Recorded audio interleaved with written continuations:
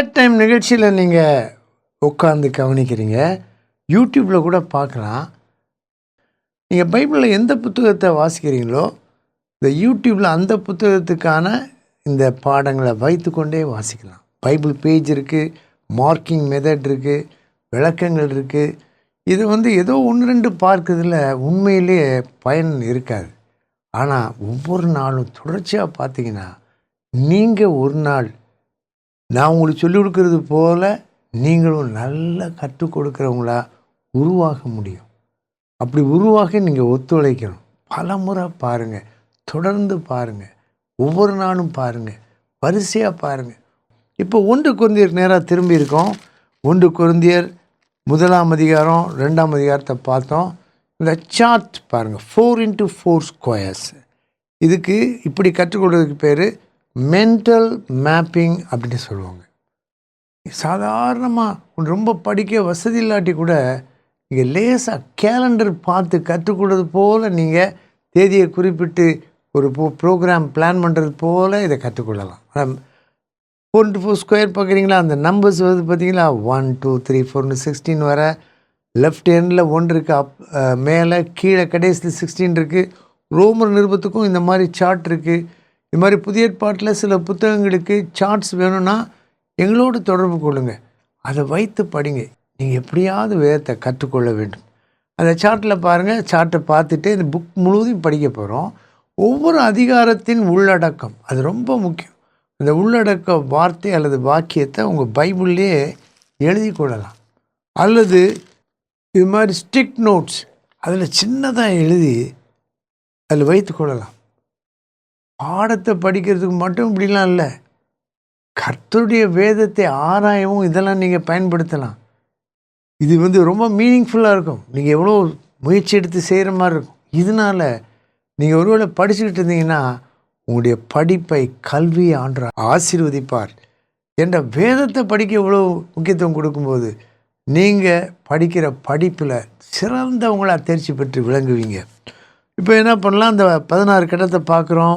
1 ஒற்றுமை, ஆனால் அந்த இடத்துல பிரச்சனை பிரிவினை. 4 பாவங்கள் பிரிவினை, ஒழுக்கக்கேடு, விக்கிரக ஆராதனை, விபச்சார வேசித்தனம். இந்த 4ம் உலகத்தில் எல்லா இடங்களையும் இருக்குது. இப்போ கவனிச்சிங்கன்னா ரொம்ப பெருகிட்டு போகுது. யூடியூப்பில் மீடியாவில் சீக்கிரத்தில் அது உள்ளே வந்துடுது, நம்முடைய மனசை பாழ்படுத்துது. ஆகவே வசனத்தினால் மட்டும்தான் நம்முடைய மனசை காத்து கொள்ள முடியும்.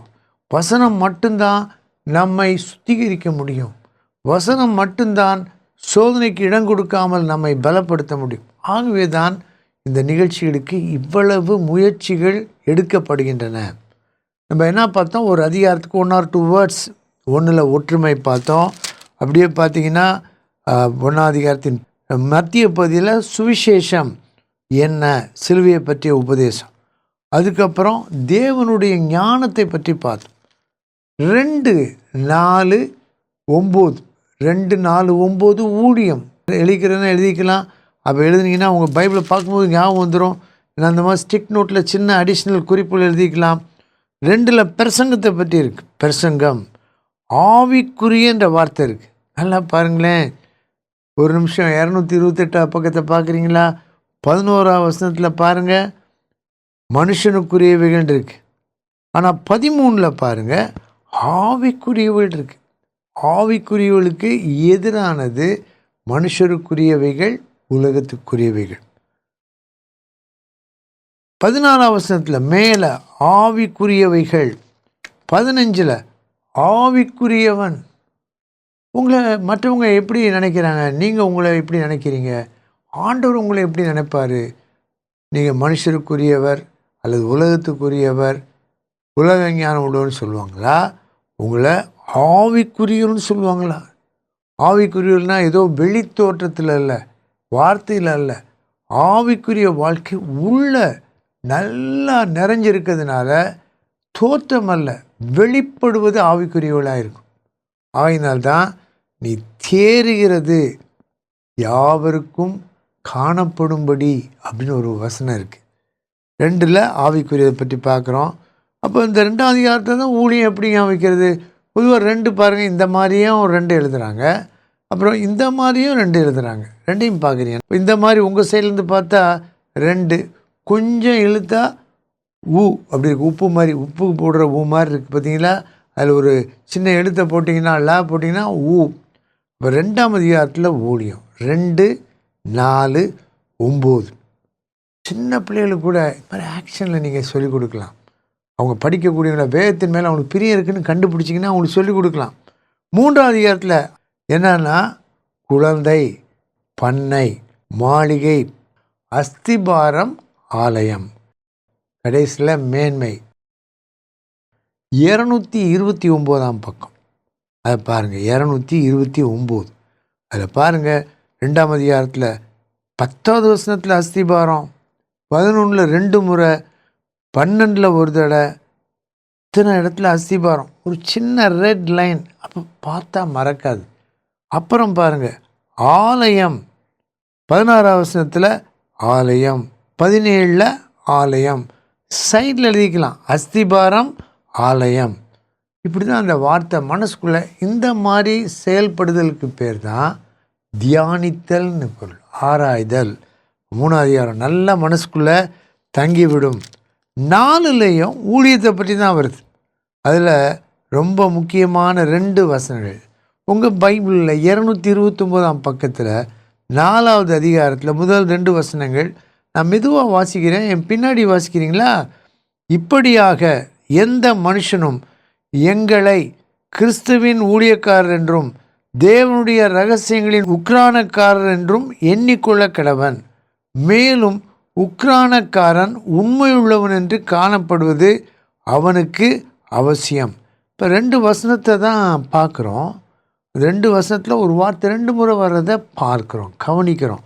உக்ரானக்காரன் தேவைப்பட்ட ஒரு பச்சை கலரில் அதை ஷேட் பண்ணிக்கிட்டு ஊக் அப்படின்னு பார்த்தீங்கன்னா அதை மட்டும் ஒரு சர்க்கிள் பண்ணுங்கள்.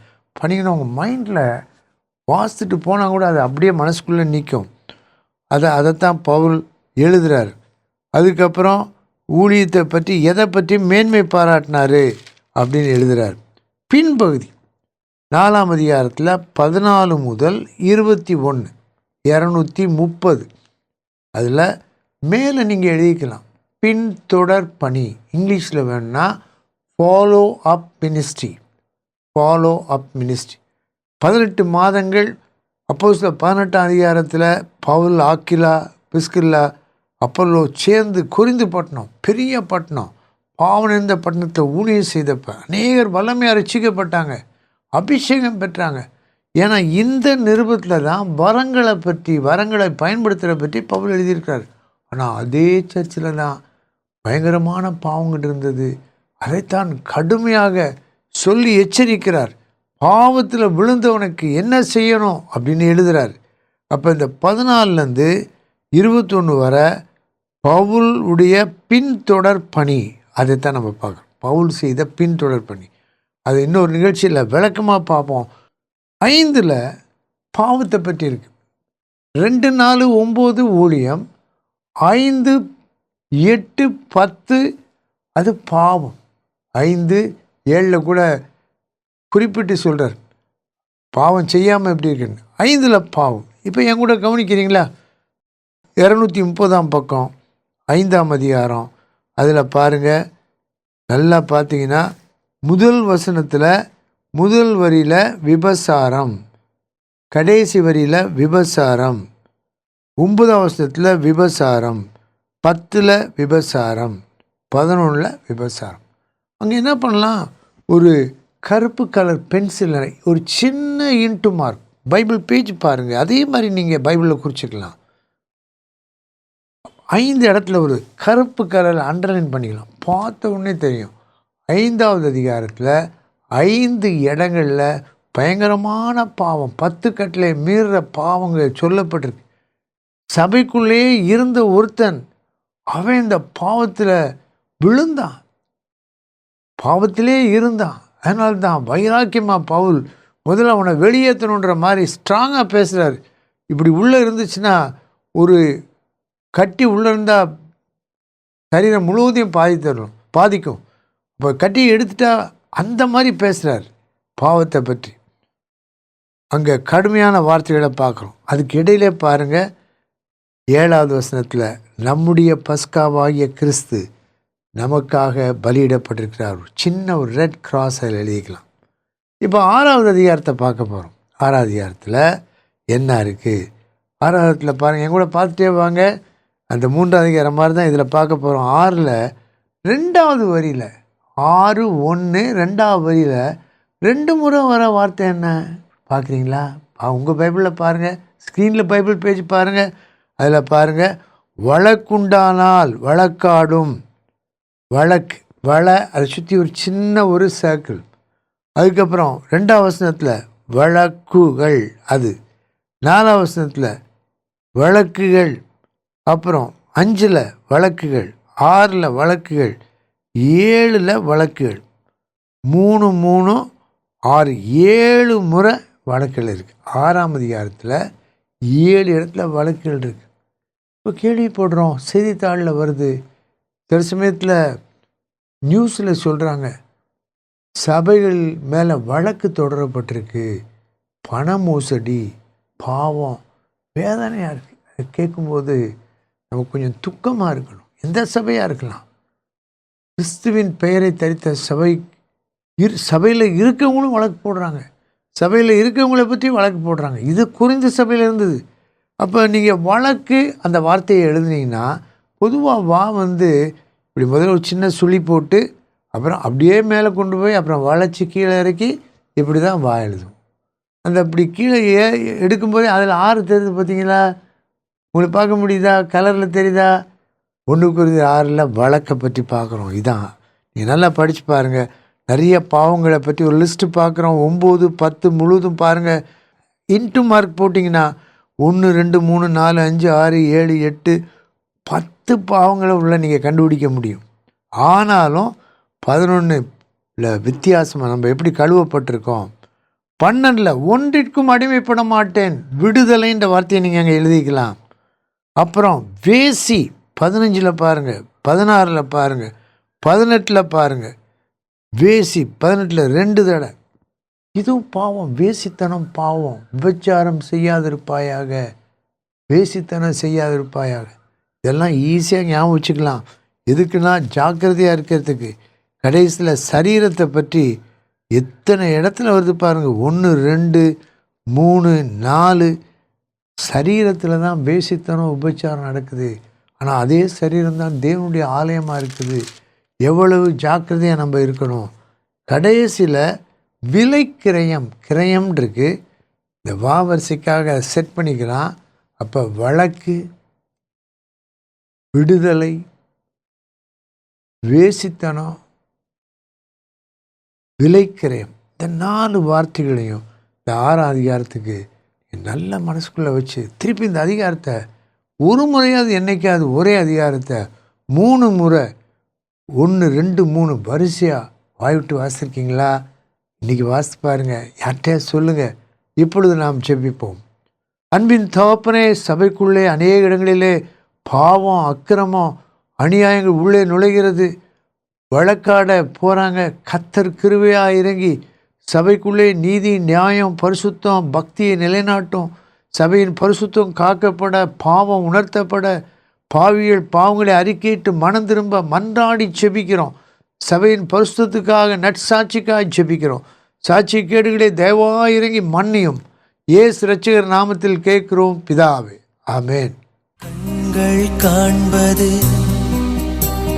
செவ்வையான பார்வையா, எண்ணம் கொண்டது நன்மையான எண்ணமா, கைகள் செய்வது சுத்தமான செயல